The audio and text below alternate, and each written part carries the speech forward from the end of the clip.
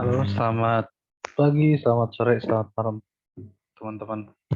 Saya mohon maaf karena mungkin sih materinya agak telat ya, karena juga kemarin saya juga udah ngasih tahu kalau kondisi kondisi kesehatan saya agak terganggu kemarin.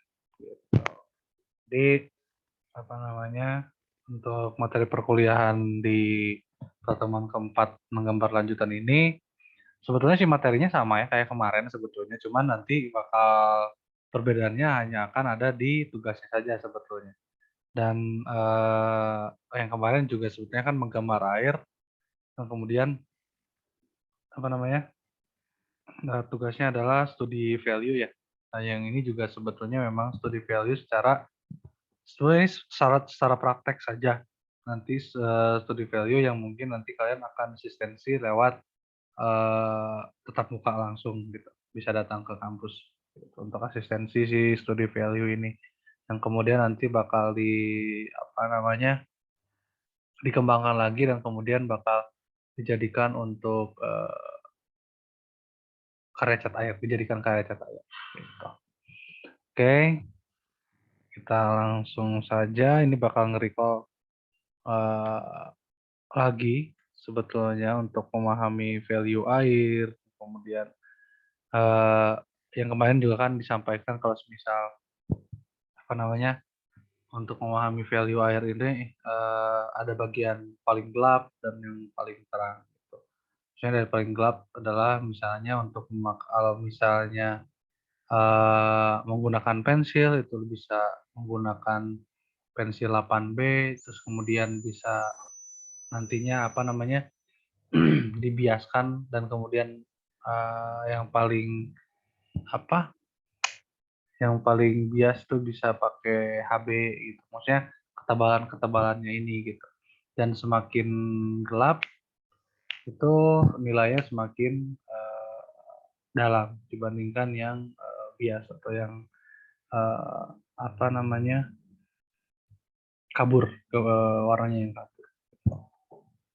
Nah, mungkin kalian juga sudah memahami ya tentang si value ini seperti apa, gelap terang gitu ya. Di sini adalah gelap terang, kemudian apa namanya si gelap ini memang digelapkan lagi, dan kemudian eh, yang terangnya itu ditonjolkan lagi, yang kalau semisal dikaitkan dengan penggayaan di seni rupa adalah chiaroscuro.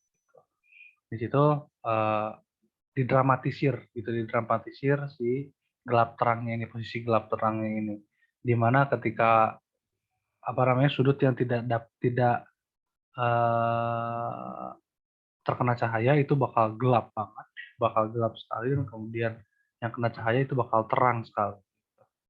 Seperti itu. Jadi pembedaan antara si gelap dan terangnya itu sangat-sangat jomplang gitu. Tidak lagi dihaluskan, sangat-sangat halus, tidak. Gitu.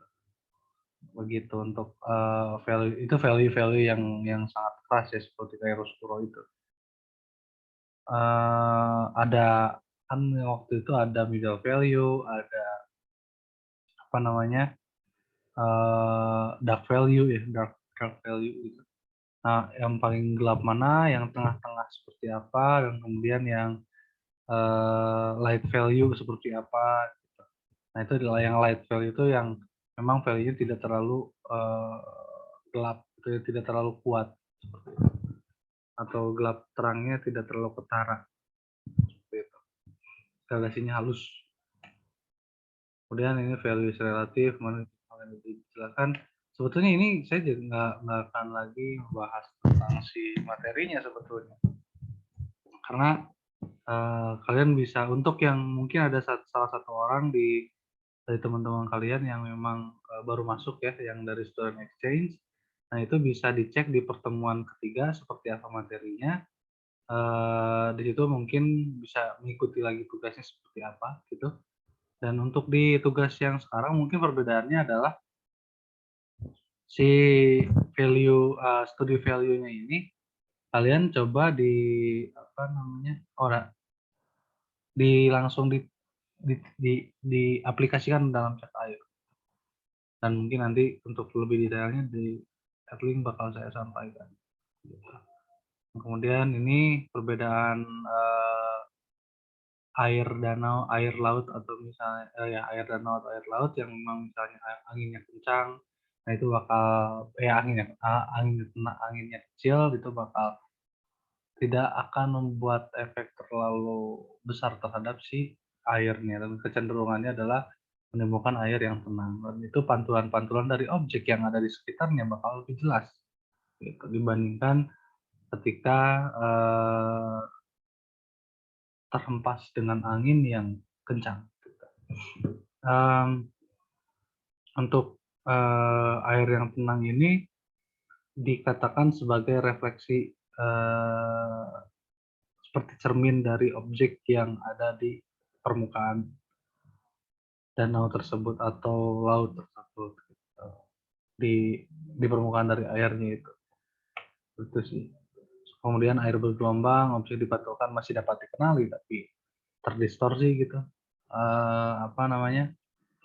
Jadi ketika anginnya agak kencang, cenderung kencang sih sebetulnya, itu air akan bergelombang, kemudian si bayangan dari objek yang ada di sekitarnya akan lebih tidak teratur atau tidak tidak apa namanya tidak sesuai dengan bentuk aslinya gitu. Ya itu tadi terdistorsi, gitu. Pecah-pecah gitu. Seperti itu sih. Kemudian rippled water ya namanya. Dan kemudian ada calf water.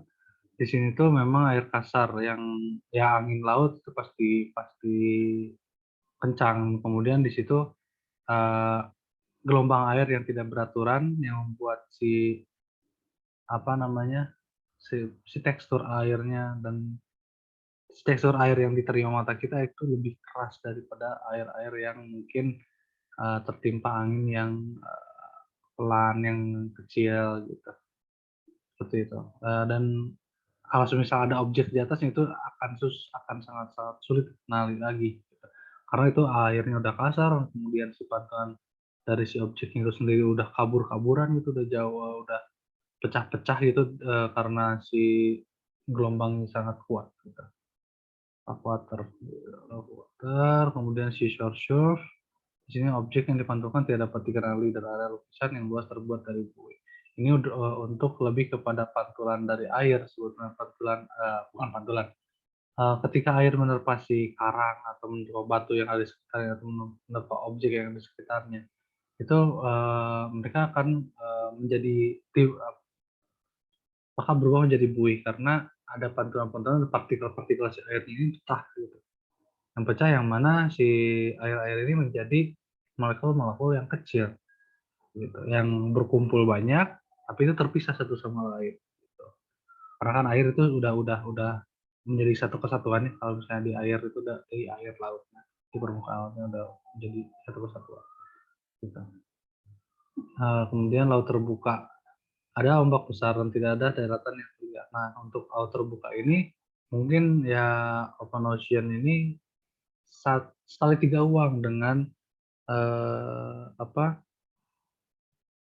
tadi yang rough water ya.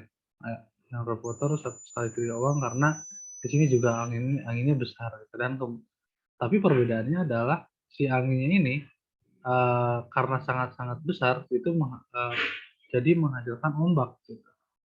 Menghasilkan ombak yang mana di situ ombaknya juga tidak hasil dari air yang di terpanya juga tidak terlalu kasar gitu sebetulnya.